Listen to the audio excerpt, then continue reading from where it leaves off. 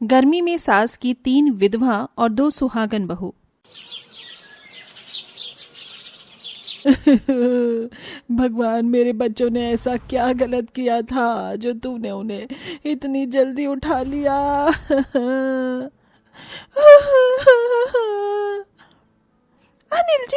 अनिल जी आंखें खोलिए।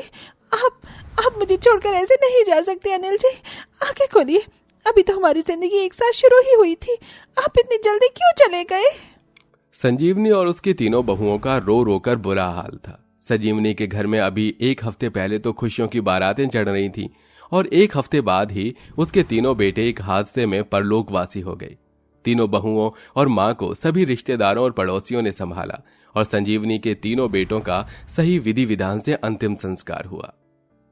बेटों के अंतिम संस्कार के लगभग 1 हफ्ते बाद जब मेहमानों का आना जाना बंद हो गया तब। अरे जाओ तीनों के तीनों मनहूस हो, तुम्हारे घर में आए 1 हफ्ता नहीं हुआ था जो तुम्हारे मनहूस कदम मेरे बेटों को ले गए। अब मैं तुम्हें अपने घर में नहीं रखूंगी। तुम तो अभिशाप हो, अभिशाप। तुम मेरे घर में अब नहीं रहोगी। जाओ, निकलो। माँ जी ऐसा मत कहिए, आपके सिवा हमारा और कौन है इस दुनिया में? मुझे क्या पता, जहां जाना हो वहां जाओ, लेकिन मेरे घर से निकलो। माँ ये आप क्या कर रही हो? भाभी को घर से मत निकालो। जो भी हुआ उसमें इनकी क्या गलती है? मौत जिंदगी किसी के हाथों में नहीं है।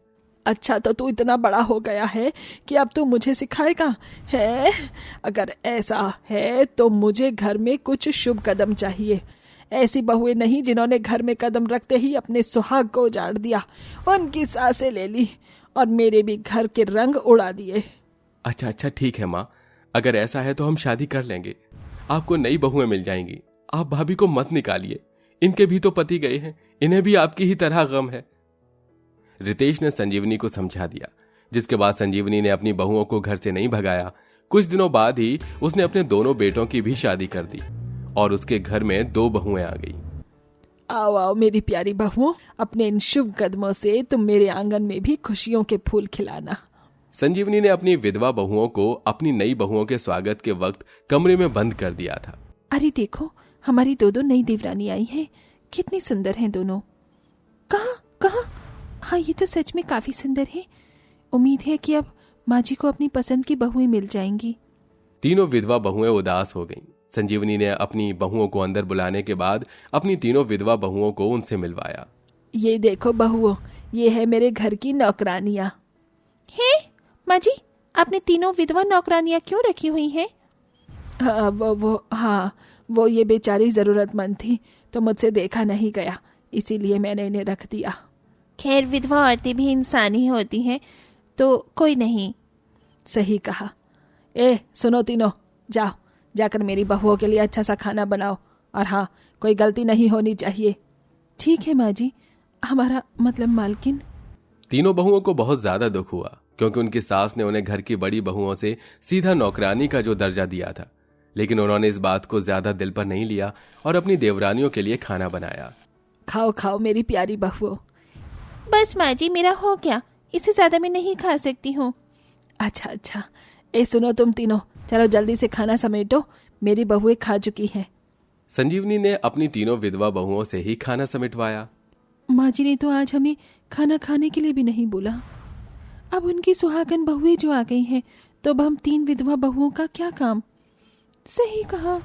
तीनों विधवा बहुएं दुखी हो गई थीं क्योंकि उनकी सास अब उनके साथ भेदभाव जो कर रही थी।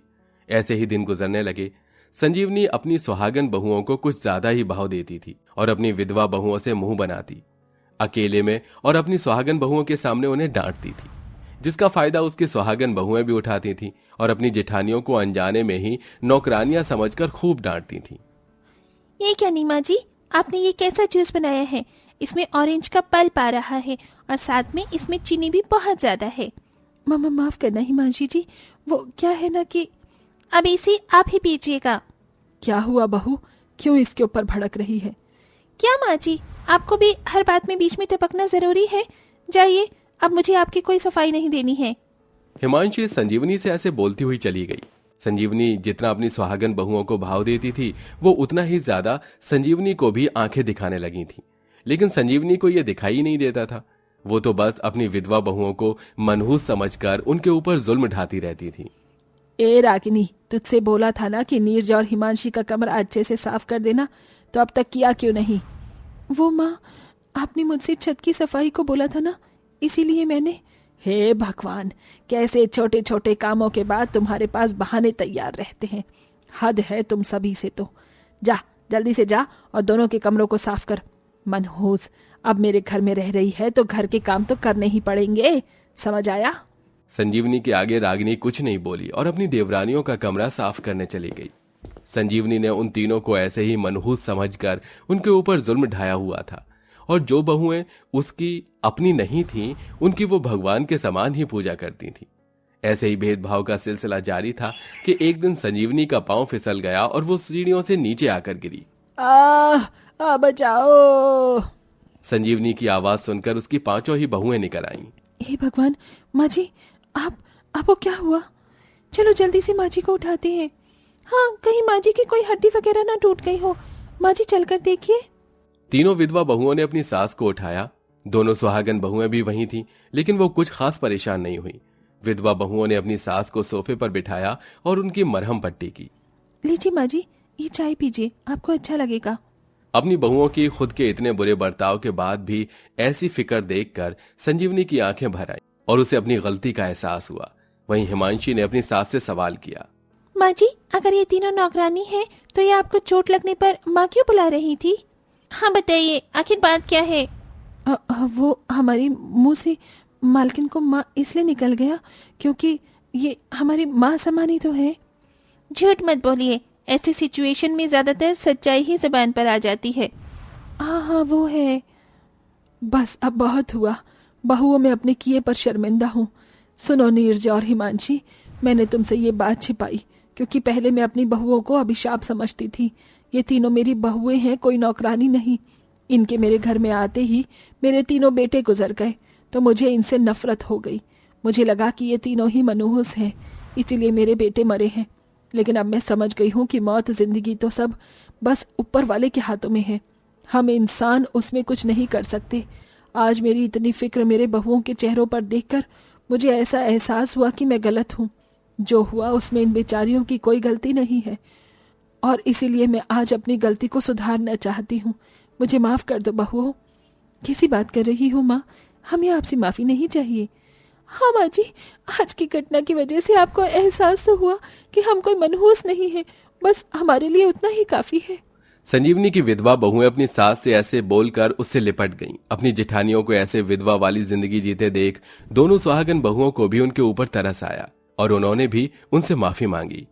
हमें भी माफ कर दीजिएगा जेठानी जी, हमने आपको नौकरानी समझकर जो भी गलती की उसके लिए हम माफी चाहते हैं। कोई बात नहीं, ऐसे माफी मत मांगिए।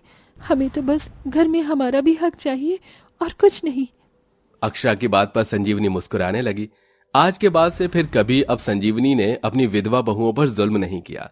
अब दोनों देवरानियां भी अपनी तीनों जेठानियों के साथ आदर से रहती थीं और अब सब कुछ ठीक हो चुका था।